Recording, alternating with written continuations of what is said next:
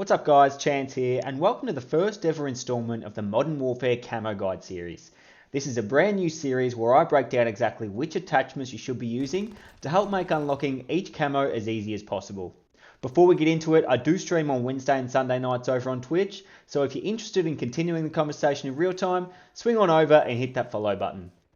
In today's episode, we're taking a look at the Fennec SMG, and the first attachment of note that you're going to want to equip is the Merc foregrip, which you'll unlock at weapon level 8. This is easily the best foregrip in the game, and is going to help you control that recoil and improve your hipfire spread at a really early weapon level. At weapon level 20, you'll gain access to the 40 round drum mag, which I highly recommend at this point. The Fennec's high fire rate means that you burn through the base 25 round mag super quickly, and the extra 15 rounds will ensure you've got enough ammo to take out more than 2 enemies without having to reload. The other attachments in these early stages are completely up to you. Personally, I prefer the Solo Zero Mini Reflex sight just because I think it's nice and clean, but this just comes down to personal preference. At this point, you could also equip your choice of one of the unlocked weapon perks, as well as the 1mW laser or the granulated grip tape, whichever you prefer. Once you reach weapon level 22, you should already have started working on your crouch kills for the digital camo, and now we can really focus on those hipfire kills to unlock all of the dragon camos.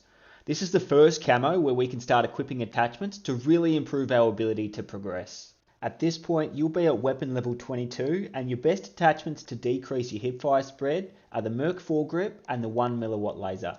Before we jump into some comparisons here, I want to explain quickly how the hipfire works in Modern Warfare. Let's take a look at your base hipfire spread while standing still. In theory, any round you fire can land anywhere inside your crosshairs. The size of your crosshairs can be impacted by a number of different things, which will obviously impact on your hipfire accuracy. The first is by simply firing your weapon. The size of your crosshairs while standing still only gives you your hipfire spread for your first round. As soon as you start firing your weapon, you'll see your crosshairs expand quite significantly. This means that your crosshairs while stationary don't give you a very good indication of the size of your potential hitbox. You can reduce the size of your hipfire spread by crouching, and even more so by going prone, but again, these will increase once you start firing your weapon. Finally, your crosshairs will also expand when moving either forward and back, or by strafing side to side. It is important to note that your crosshairs while firing are the same size when you're both stationary and moving, so there's a clear advantage to moving even when hipfiring at your enemy. Obviously, being a moving target makes you much harder to hit, but you can get another big advantage by strafing from side to side if you're on console, because this will initiate your aim assist and help you to stick on your target a little easier. A lot of people associate aim assist as being an aim down sight mechanic, but that's not true. As you can see in the clip here, I'm not touching the right stick at all, and I'm simply moving from side to side using the left stick, and you can easily see the advantage that aim assist gives you while strafing side to side, even when hip firing. If we jump in to compare some of the hitbox sizes for different scenarios, we can see that in full fire mode, the impact of our two different attachment setups becomes very evident. What did come as a real surprise in my testing is that your position and movement has very little to no impact on your maximum hipfire spread. In most cases, the difference between moving while standing or being in a stationary crouch position is only a couple of pixels at 1080p, which really makes next to no difference at all. So based on my testing, that means the only real advantage you have by crouching if you're hip firing is that your starting hitbox is smaller, which means that your first couple of rounds will be more precise. But after your first couple of shots, your hipfire spread's going to be the same as someone who's standing. Breaking this down into more detail, you can see that by equipping the Merc foregrip and the 1mW laser, you can reduce your maximum hipfire spread from 173 square pixels down to 120, which is a 30% reduction. If you then swap out the 1mW laser for the 5mW laser at weapon level 24, you can cut this right down to 96 square pixels, which is a massive 56% reduction to your maximum hipfire spread. What this is going to do is to allow you to extend the range at which you can consistently connect your shots and greatly increase your ability to finish the hipfire camos quickly. The obvious downside to this is that the 5mW laser is visible to enemies if you're not aiming down sight and if you're not sprinting, which can give away your position if you're not conscious of it. If you're like me and your main focus is to finish the camos as quickly as possible, I would definitely be going with the 5mW laser until I have the hipfire kills wrapped up. If you're someone who likes to keep a solid KD or plays a lot of single life modes like S&D, or if you prefer a stealthier playstyle, then the 1mW laser may be a better option for you. Just to recap, at this point in time, I'd be going with an attachment combo of the Merc foregrip, your choice of either the 1mW or the 5mW laser, the 40 round drum mag, fully loaded, and the granulated grip tape. You could replace the granulated grip tape with an optic of your choice, but I find not having an optic only encourages me to focus on those hipfire kills even more. With the hipfire discussion out of the way, now we can look ahead to the Longshot camos, which you can start gaining progression towards at weapon level 30. Let's start with some basic information about longshots for the Fennec.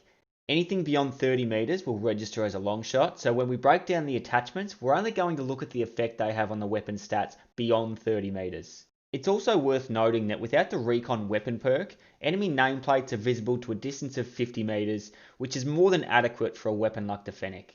A quick disclaimer when looking at the following stats, these assume that we're getting torso shots and they don't factor in headshots or limb shots, which will obviously have an impact on these figures. However, this does give you a very good indication of how each attachment affects the weapon's performance over longer ranges.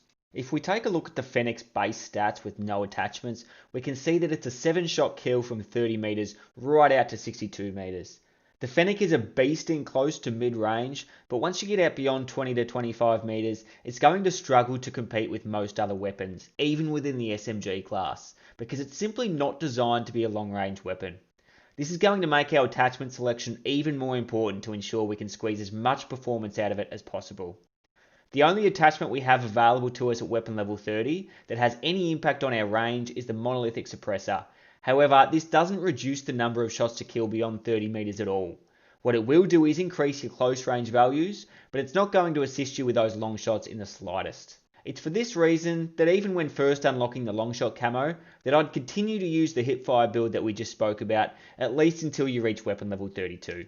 Once you do reach level 32, you'll unlock the ZLR 16-inch Apex barrel, and when paired with the monolithic suppressor, we can open up a 6 kill range between 30 and 34 meters. This isn't a huge boost by any means, but it's going to give you that leg up in a few rare scenarios.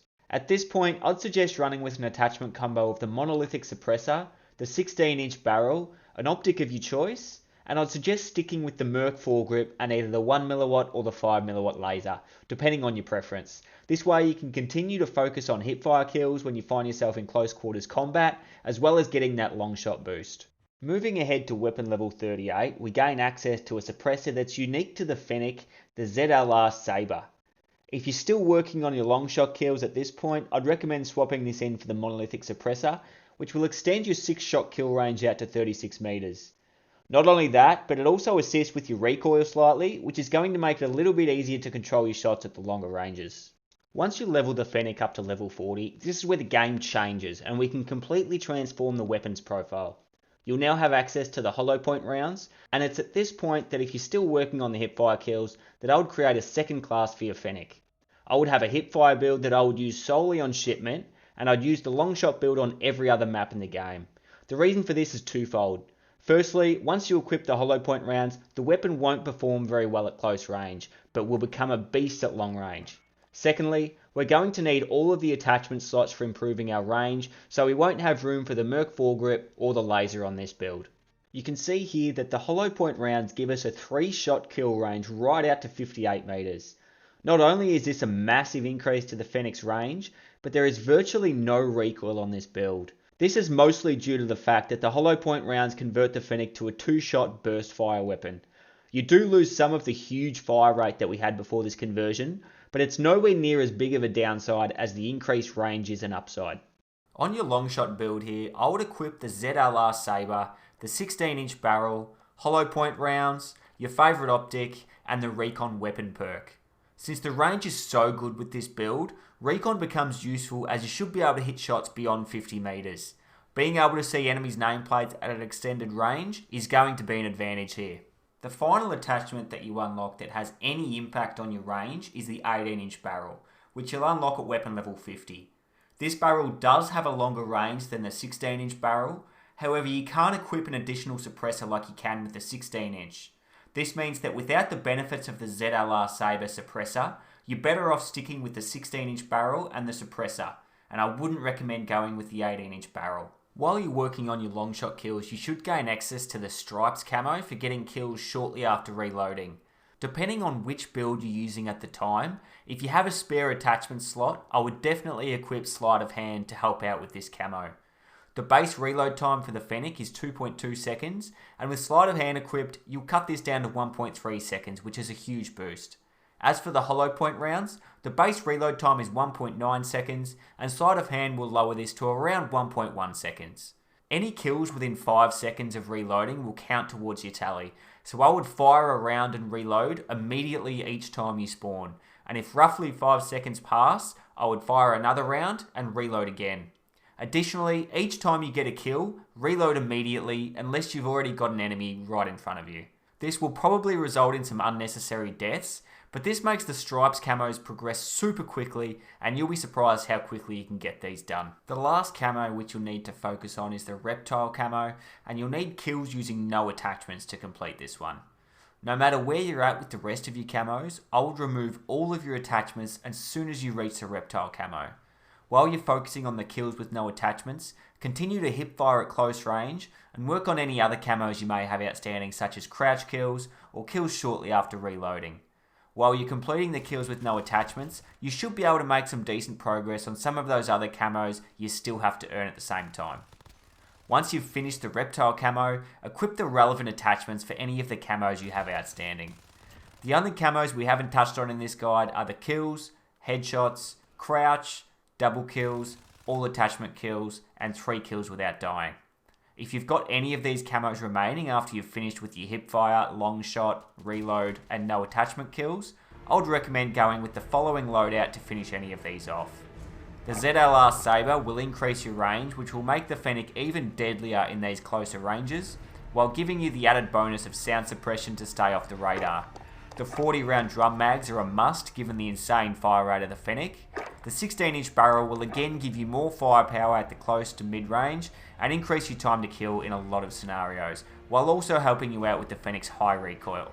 And then any 2 of the following 3 attachments to suit your preference. The stippled grip tape will compensate the added aim down sight time of some of the other attachments I've suggested. The Merc foregrip will help with your hipfire and further recoil control. And an optic of your choice may help with your accuracy while aiming down sight. That just about wraps up my video and what is my first ever attempt at any sort of guide or tutorial video. It took a really long time to put together, but it only takes 2 seconds to hit that like button, so if I could just ask you to do that for me, I'd greatly appreciate it. I've learnt a lot about the process and looking forward to refining the presentation and doing some further camo guide videos for Modern Warfare and into Call of Duty 2020. If you haven't already, make sure you subscribe so you don't miss my next camo guide, and let me know down in the comments which weapon you'd like me to break down next. Thanks so much for watching, and I'll catch you guys later.